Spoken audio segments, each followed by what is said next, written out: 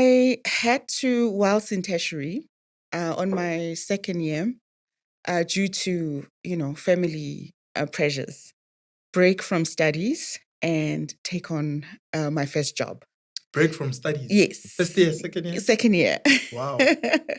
And obviously the following year I resumed. And from there on, I started to put myself through school.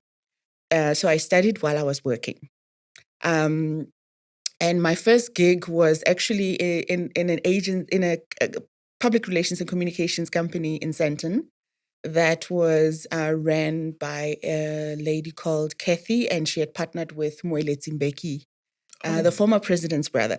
Nice, yes. So I came into that quite wet behind the ears and eager to learn. And what year is this? Oh my gosh, this was early 2000s.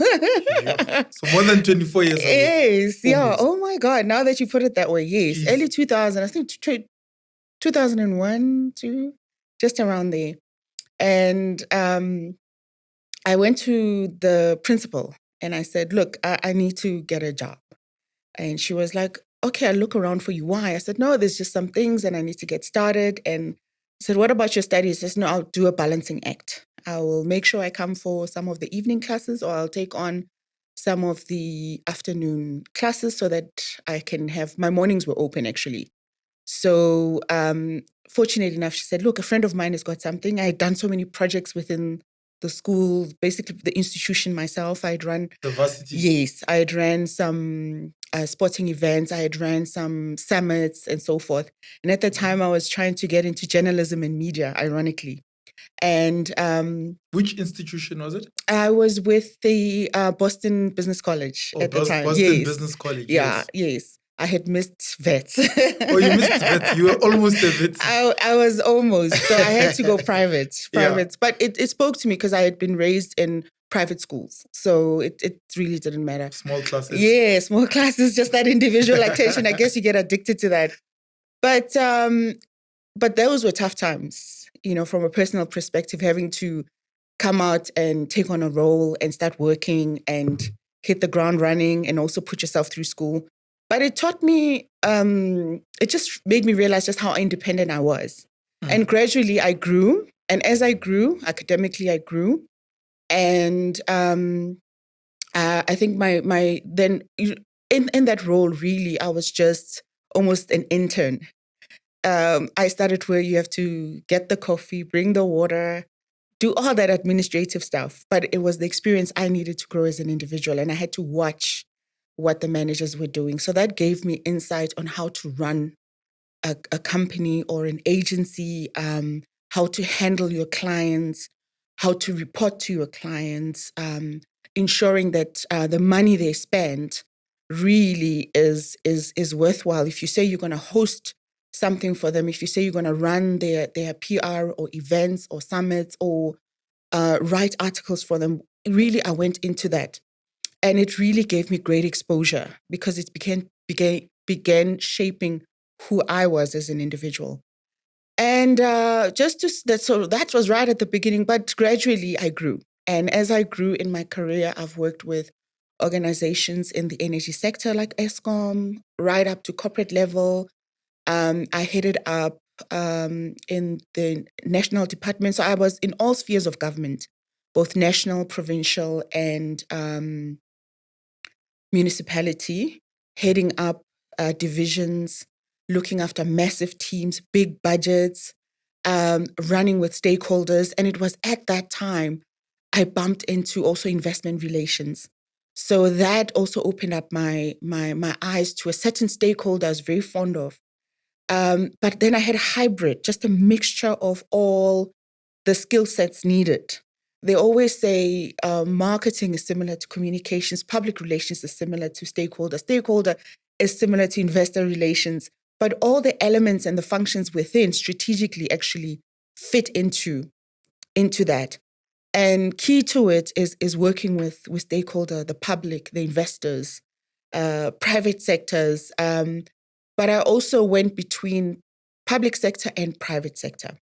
And I think that's how I gradually got to a place around 2019 when my last... 18 years later. Yes. when my last sort of public role, and I had been traveling a lot globally, and I had gotten to a place. What were you doing? I was in charge of 3 portfolios within the Mpumalanga Economic Agency.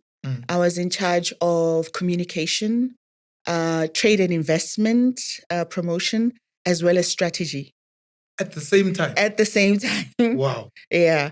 And that was actually not as huge, to be honest with you. But previously, within the Department of Trade and Industry, I was in charge of marketing, which also included international marketing, stakeholder management, and communications as well. So it was almost like a 3-pronged portfolio as well. And each has its directorate and staff and workers. And then added to that, I had a call center, which we had to also convert into a local call center to address SMME issues and business issues nationally.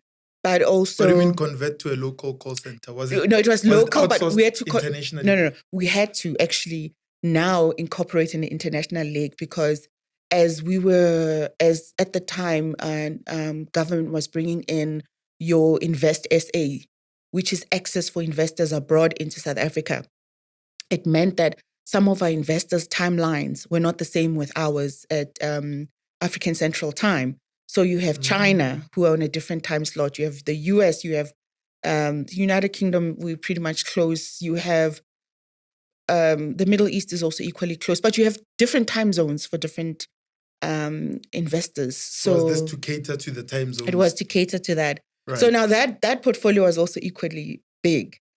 And I grew a huge network. I traveled a lot. I really was blessed in almost as I'm working, I was ticking my bucket list of countries to be in, immersing myself in the cultures of different people in different diverse cultures. Really being around the table with diplomats and decision makers, ministries, consulate generals, ambassadors. And I think my last public sector gig, if I can call it that, I would also even prep I would be part of a team with international relations to prep ambassadors when they get appointed abroad of the type of investment opportunities that are available. In those countries? In those countries that they've been... Wow. Yeah. Because you had been there, been with the people, been with the cultures, you understood. Yeah. And also ambassadors, they collect a pool of MECs and ministers. So these are senior people. And course, they would want to hear from someone who's senior. Okay, so if we get there and they want to know what does Mpumalanga offer, you have to be able to package that for that. At national level, from a national perspective, what are we driving, right? So that was great exposure. And that's when, but I also knew there was a calling. There was in what I was doing. Yeah. But how did you know that? I think I knew that when it was around COVID. And I saw how panicked a lot of people were. We were all panicked. Job securities. What would the investment market look like? How are we going to perform? There were conversations about should countries internally stimulate their own investments? And how do we continuously, keep the economy going? Because obviously a lot of economies were crashing under this pandemic. And I thought to myself, how can I play a role? How can I also bring in some of the investors I ran into who traditionally maybe had wanted to have opportunities with the country, but not specifically from a government, you'd have those who approach you and say, we're interested in South Africa, but we don't want to deal with government. We want to deal private sector to private sector.